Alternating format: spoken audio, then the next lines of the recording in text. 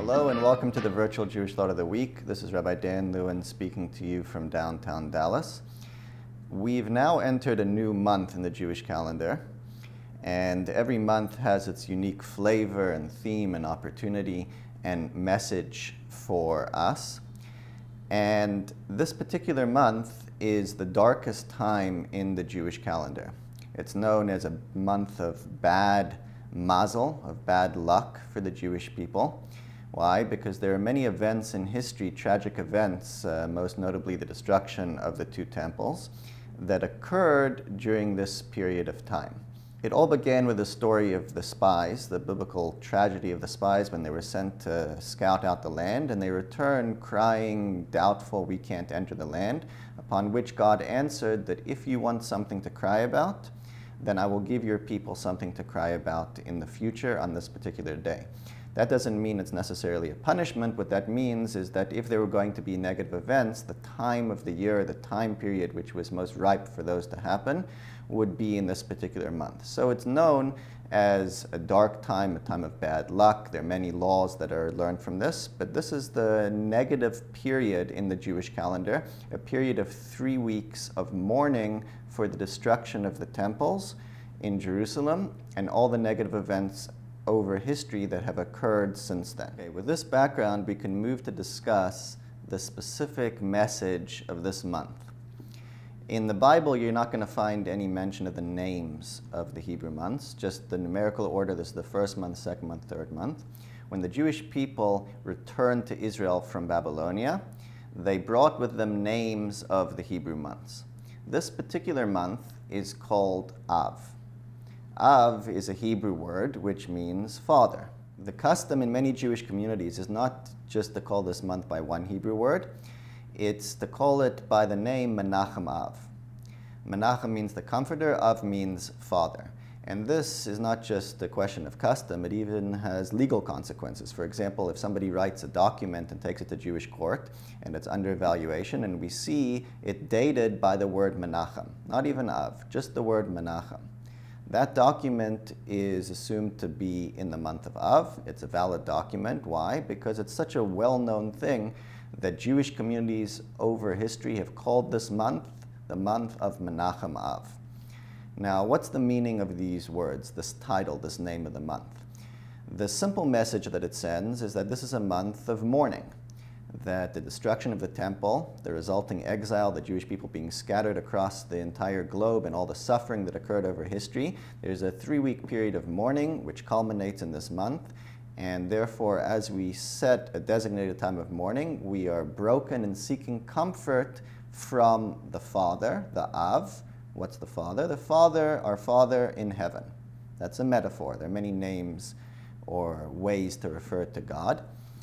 And we can either say our master, the Lord, so forth. The idea of a father stresses a closer father-child relationship.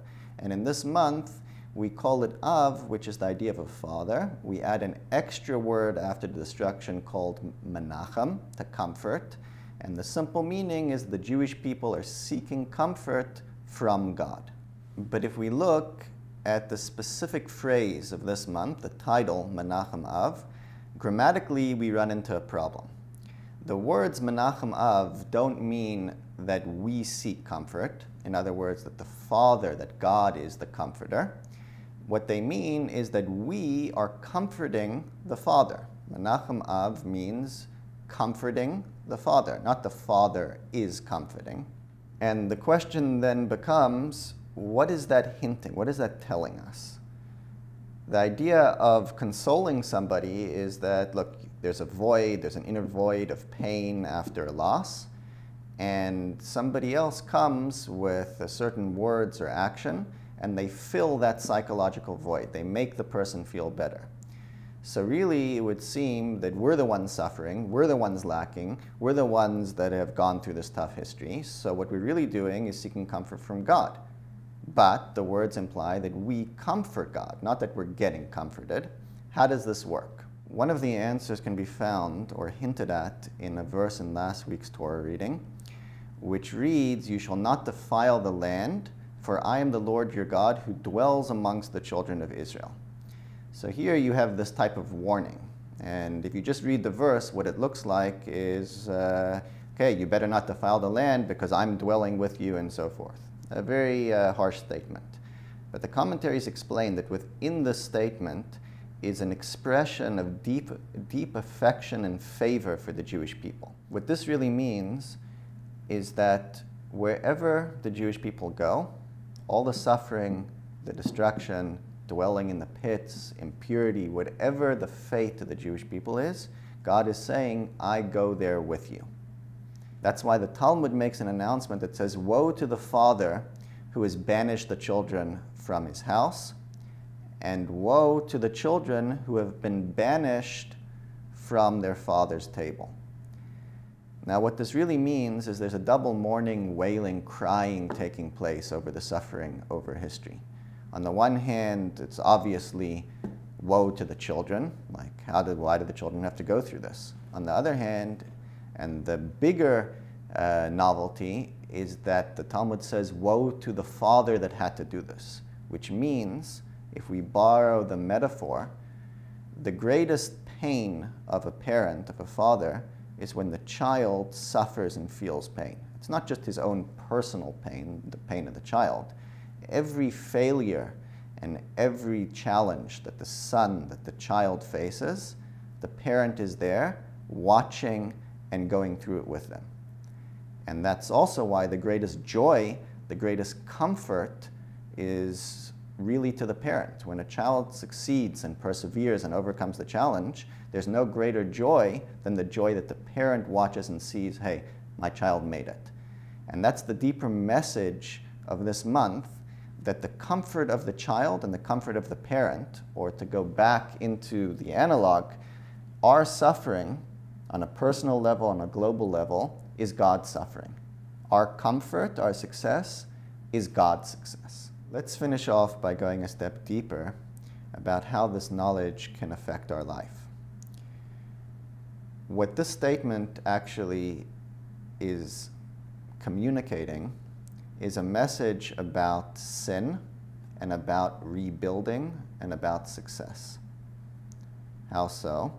It says that God entrusts every person with a body, with talents, a mind, and most importantly, a soul.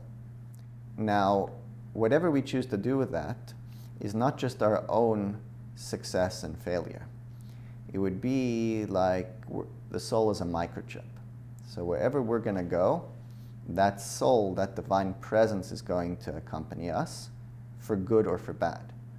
When we fail, what that means is that we have not used our talents that we've been blessed with, our resources, in a positive way. That's not just a personal failure, it's a letdown for God, who has entrusted us with these abilities. Likewise, when we succeed, and the most important thing is to know that since that's the case, since we have that connection, that we have extra motivation and tools to succeed. Because it's not just our success, it's the joy or comfort of God who has entrusted us with those abilities. And that knowledge alone empowers us with the ability to overcome these challenges. That's the message of these two words, Menachem Av, the message of the entire month, of comforting the Father.